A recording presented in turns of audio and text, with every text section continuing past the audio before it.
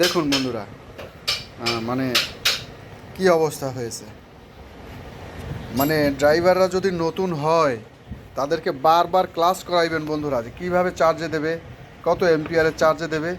এই নতুন যারা, তাদের হাতেই কিন্তু চার্জারগুলো মাইর খায় দেখবেন বেশি। এই যে দেখুন বন্ধুরা, ওরে বলা হয়েছে একরকম, ও করছে আর একরকম, বিধায় একদম চার্জারটা পুরো শেষ।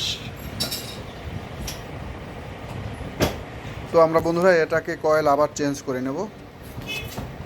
তো চার্জার সম্পর্কে কিছু পরামর্শ থাকবে। সেটা হলো, অনেকে এই চার্জ দেওয়াটা বোঝে না, না বোঝার কারণেই আমার এই চার্জারগুলো মাইর খায়।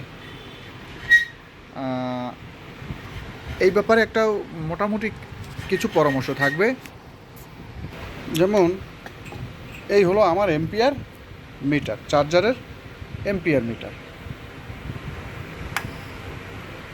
তো এটা অনেকে আপনার চার্জ দেওয়া বোঝেন না, তাদের জন্য আর কি এটা বলা।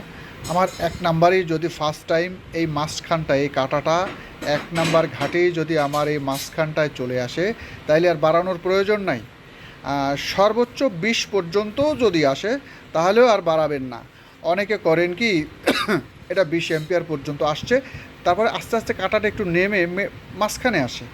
মাঝখানে আসার পরেও উনি করেন কি, আবারও এটাকে বাড়িয়ে আপনার সামনের দিকে ঠেলে দেন, 20 এম্পিয়ার বা 25 এম্পিয়ারের দিকে দিয়ে দেন। না, এটা করবেন না। যখন আপনি ফার্স্ট টাইম যদি 20 এম্পিয়ারে লাগান, তারপরে কাঁটাটা ও যত ব্যাটারি খালি থাকবে তত এম্পিয়ার মিটারটা এমনিতেই লোড হয়ে যাবে।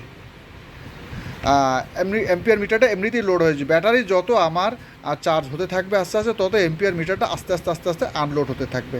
আমাদের বিশেষ করে যে সমস্ত জায়গায় ভোল্টেজ দুর্বল আছে, সে সমস্ত ক্ষেত্রে দেখা যায় কি আপনার 2, 3, 4 এরকমের লাগে, আপনার এই ভোল্টেজটা বাড়িয়ে নিতে, কাঁটাটা বাড়িয়ে নিতে হয়। তো অনেকে বোঝেন না, 8, 9, 10-এ মেরে দিয়ে ব্যাস রাতে ঘুমিয়ে থাকেন, ভোরবেলা উঠে থাকেন চার্জারটা পুড়ে গেছে। কিন্তু যাদের জায়গায় ভোল্টেজ দুর্বল আছে, তারা যতই আপনার এই এম্পিয়ার মিটার দিয়ে চাপাচাপি করেন না কেন, কাজ হবে না। কিন্তু আপনার মেইন লাইনে ভোল্টেজ নাই, আপনি বাড়িয়ে দিয়ে ঘুমিয়ে থাকবেন, রাত্র 12টা 1টার পরে ভোল্টেজ বেড়ে গিয়ে পুড়ে যাবে। তাদেরকে বলবো, আপনার ভালো ভোল্টেজে যদি 2-তে কাটা দাঁড়িয়ে থাকে, তো আপনি পাশে মেরে দেন, ডাবল মেরে রাখেন, কাটার দিকে চাওয়ার দরকার নাই। কাটা যেখানে থাকুক, ও আস্তে আস্তে উঠে যাবে। তো এটা যারা মোটামুটি চার্জ দেওয়া বোঝেন না, তাদের ক্ষেত্রে বোঝানো আর কি। আরও একটা ব্যাপার বলি, যে অনেকে আসেন ফার্স্ট টাইম 20 এম্পিয়ার উঠে গেছে, কাঁটাটা আস্তে আস্তে নেমে গেছে, আবার বাড়িয়ে দেন। না, এটা করবেন না। ফার্স্ট টাইম যদি আপনার 20 এম্পিয়ারে চার্জ হয়, পরে কাঁটা নামলেও আর বাড়াবেন না। তো বন্ধুরা, এই যে দেখুন, এটা এই চার্জে লাগানোর ভুল বোঝাবুঝির ক্ষেত্রেই এই চার্জারটা মার খেয়ে গেছে। তো আজকে মোটামুটি একটু আপনাদের এটার সম্পর্কে একটা ধারণা দিলাম, যে কীভাবে কী রকমের কি চার্জে লাগাবেন বন্ধুরা। তো বন্ধুরা, এই যে সেই পুরো চার্জারটা কয়েল চেঞ্জ করে আবার ওকে করে ফেললাম। তো এটার মেজারমেন্টটা দেখুন, ভোল্টেজ আউটপুট মেজারমেন্টটা দেখুন বন্ধুরা। আমি চার্জারটা 1 করে দিলাম 1 নম্বরে। একদম আমার চার্জারটা রানিং হয়ে গেল।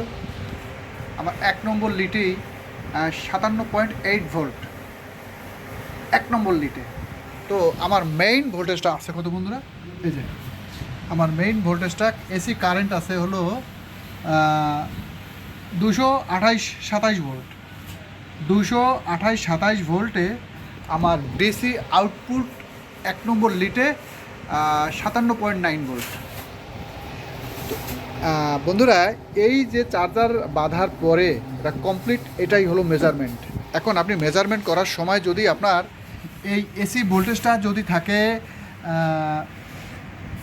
ডাউন, ধরে নেন 200 বা 210 বা 190, এবছর 160-এও এই এসি ভোল্টেজটা চলে গেছে, সেই সময়ে যদি আপনি এরকমের মেজারমেন্ট করে ডেলিভারি দেন, তাহলে কিন্তু ভালো ভোল্টেজের সময় চার্জারটার সাথে সাথে পুড়ে যাবে। এটাও কিন্তু এই ভিডিওর মাধ্যমে একটা বিষয় আলোচনা হয়ে গেল, একটা মেসেজ থাকলো আপনাদের জন্যে, যে কিভাবে আপনারা চার্জারটা মেজারমেন্ট করবেন।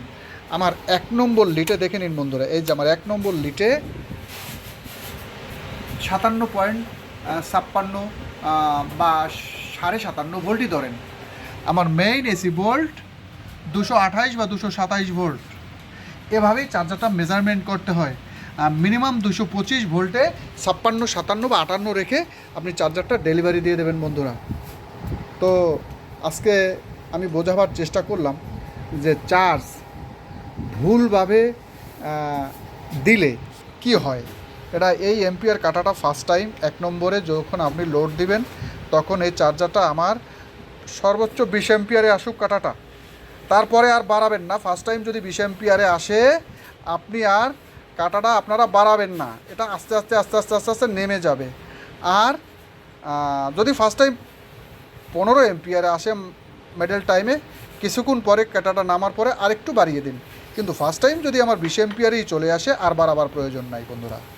তো আশা করি অনেকটা বোঝাইতে পারছি। তো আমার ভিডিওগুলি যদি ভালো লাগে দোয়া তো অবশ্যই করবেন, তারপর চ্যানেলটি সাবস্ক্রাইব করে দেবেন, লাইক করে দেবেন। আজকে এ পর্যন্তই চার্জার সম্পর্কে আলোচনা।